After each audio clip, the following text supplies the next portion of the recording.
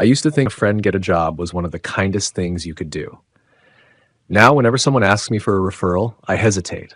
Not because I don't want to help, because I learned the hard way that bringing the wrong person into your workplace can cost you far more than just your peace of mind. It can cost you your reputation. It can even ruin a friendship you thought would last forever. His name was Ryan. We met during our sophomore year in college. We weren't roommates, but we ended up in almost every group project together because we balanced each other out. Ryan was outgoing. He could walk into a room full of strangers and leave with 5 new friends. I was quieter, more organized. He came up with ideas. I figured out how to make them work. That combination somehow carried us through 4 years of school. Even after graduation, we stayed close. We grabbed dinner every couple of months, watched football together, and texted each other stupid memes almost every day. Life just happened. I found a job at a regional logistics company. Nothing glamorous, just a stable office job with decent pay, good benefits, and coworkers I actually liked. Ryan landed a position at a marketing firm downtown. He was making more money than I was. Honestly, I was happy for him.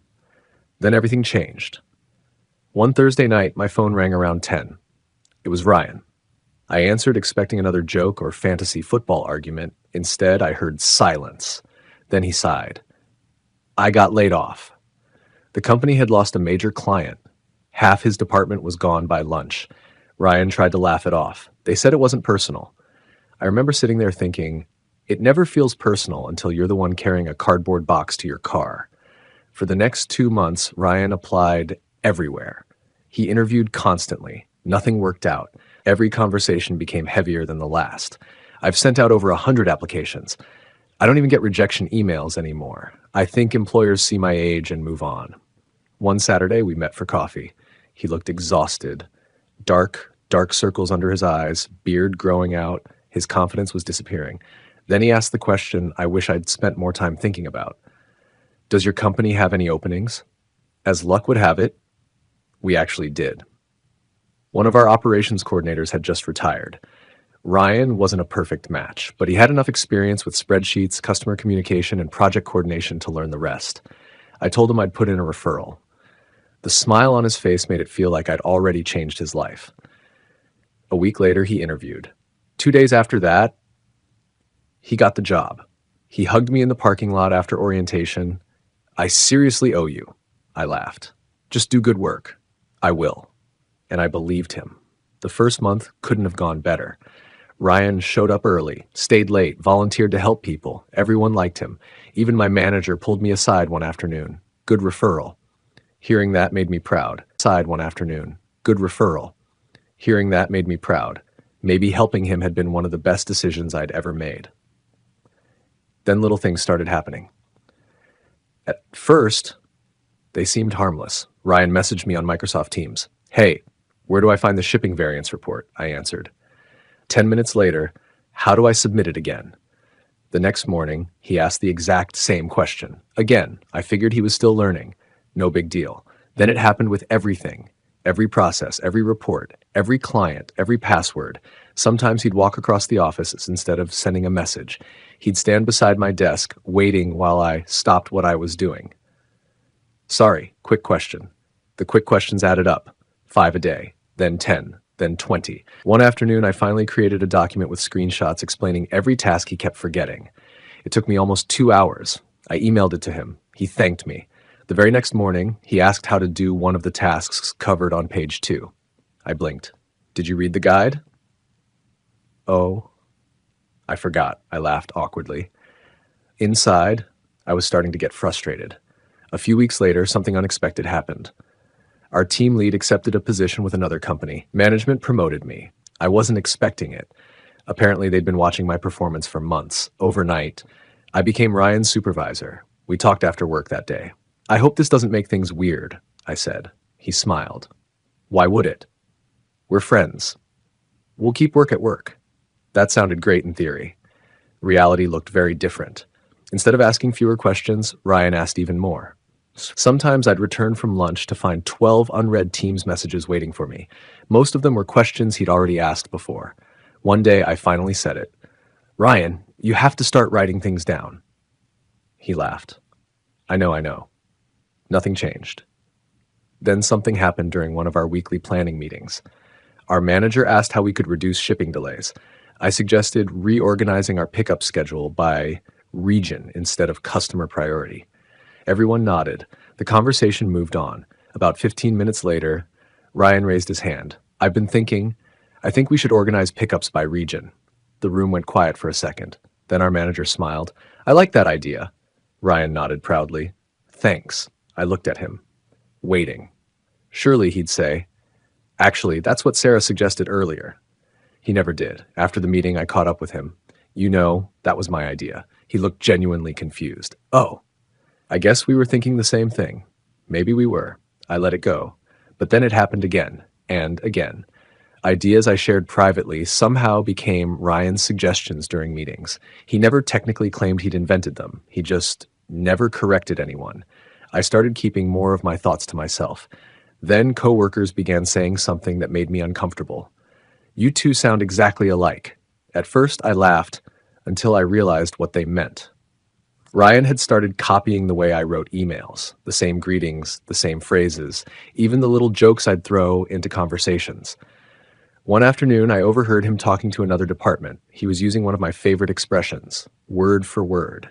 It sounds silly now, but it felt like pieces of my personality were slowly showing up in someone else's mouth. I couldn't explain why it bothered me so much. Maybe because I'd spent months helping him succeed. And now, it felt like he was slowly becoming a version of me, only without doing the work that got me there. Then came the moment that changed everything. Our biggest client of the year announced a surprise operational review. Management wanted every department fully prepared within 2 weeks. Everyone was under pressure. I divided responsibilities across the team. Ryan looked me in the eye and smiled. Don't worry, I've got my part. I wanted to believe him. I really did. But something in my gut told me I had just made the biggest mistake of my career.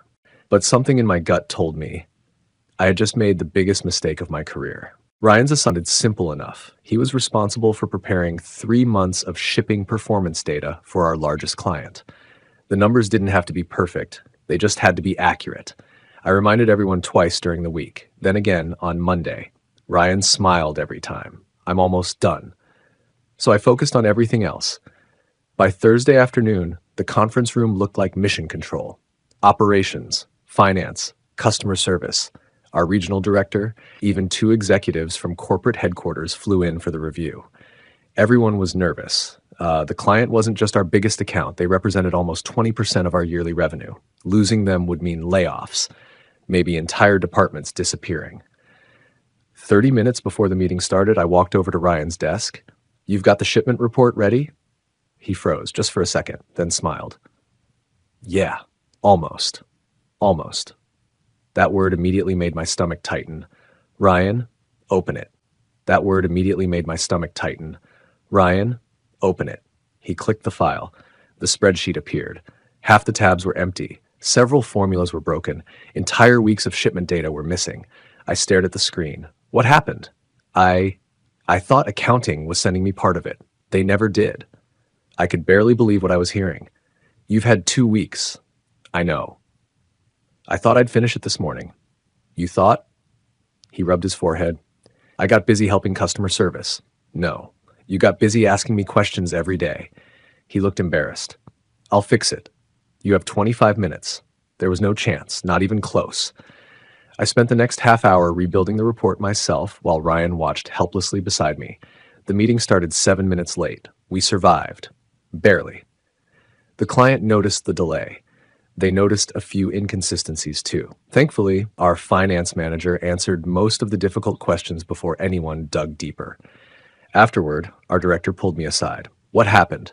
I didn't want to throw Ryan under the bus, so I simply said, we ran into some last-minute data issues. The director nodded. Fix it. I will. That should have been the end of it. Instead, the rumors started. The following Tuesday, one of my coworkers stopped by my office. You okay? Yeah. Why? He hesitated. I heard Ryan saying you've been overwhelmed since becoming team lead. I frowned. He said he had to rebuild your reports before the client meeting. For a second, I honestly thought my coworker had misunderstood. Wait, he said what? He was just talking in the break room. He said you've been under a lot of pressure. He made it sound like he saved the presentation. I laughed, not because it was funny, because I couldn't process what I'd just heard. Later that afternoon, I asked Ryan directly, "Did you tell people you rebuilt my report?" He looked offended. "I never said that. They probably misunderstood." "3 different people misunderstood?" He sighed dramatically. "I don't know what they heard." Then he walked away. That conversation stayed in my head all week until Friday morning. Our director emailed me, "Can you stop by my office?" Those words are enough to make anyone nervous. When I walked in, Human Resources was sitting beside him. Neither of them looked angry, just serious. The director folded his hands. "Ryan has expressed concerns." My heartbeat sped up. "What concerns?" "He says you've been assigning him work outside his role. He also says you've been taking credit for projects he completed." For a moment, I couldn't even speak. "What?" HR slid a printed statement across the desk. Ryan had documented nearly 2 months of complaints. According to him, I ignored his ideas, micromanaged him, used him to complete reports, then presented them as my own work. It sounded like we had lived in 2 completely different realities. I looked at my director. "You don't actually believe this?" He didn't answer immediately. Instead, he asked, "Do you have anything that supports your side?" Luckily, I did. Because months earlier, without realizing it, I'd developed a habit. Every time Ryan asked the same question, I'd answer through Teams instead of verbally. Every assignment, every reminder, every deadline, everything stayed in writing. I opened my laptop, then I started scrolling. There were hundreds of messages. Ryan asking how to complete reports, Ryan asking where files were, Ryan asking for instructions I'd already given him. Then came the messages about the client review. "Everything's almost done. I'll finish tomorrow." I forgot to update those tabs. My director leaned closer. HR quietly took notes. Then I showed them something else, the document I'd created. 23 pages, step-by-step instructions I'd personally written because Ryan kept forgetting basic tasks, the email sending it to him, and finally, his reply, "Thanks. This will help a lot." The room became very quiet. HR looked at Ryan's written complaint again, then back at the team's messages. None of it matched, not even close. The investigation lasted another week. Management interviewed coworkers, reviewed emails, compared timestamps. They even looked at meeting notes. A pattern slowly appeared. Whenever Ryan succeeded, he accepted the praise. Whenever something failed, someone else somehow became responsible, usually me. The final piece came from someone I never expected, Melissa from customer service. She told management Ryan had asked her to send him old reports so he could use the same wording as mine. She thought he was just trying to learn. Now, she realized he had been copying my work almost word for word. A few days later, Ryan disappeared from the office. No announcement, no goodbye, just gone. HR later confirmed only that he was no longer employed with the company. That was all anyone officially said. A month passed before he finally texted me. "I can't believe you let them fire me." I stared at the message for a long time. Then I replied with one sentence. "I didn't." "You did that yourself." He never answered. It's been almost 3 years now. People still ask me whether I would ever refer another friend. The answer surprises them. Yes, I would, but only after asking myself one question. Am I recommending someone because they're truly qualified, or because I feel sorry for them? Those aren't the same thing. I learned that referrals aren't just favors, they're promises. When you recommend someone, you're telling your employer, "You can trust this person because I do." If they break that trust, your name breaks with it. Ryan lost a job. I almost lost my reputation. And between the two, recovering my reputation took much longer. Am I recommending someone because they're truly qualified, or because I feel sorry for them? Those aren't the same thing. I learned that referrals aren't just favors, they're promises. When you recommend someone, you're telling your employer, "You can trust this person because I do." If they break that trust, your name breaks with it. Ryan lost a job. I almost lost my reputation. And between the two, recovering my reputation took much longer.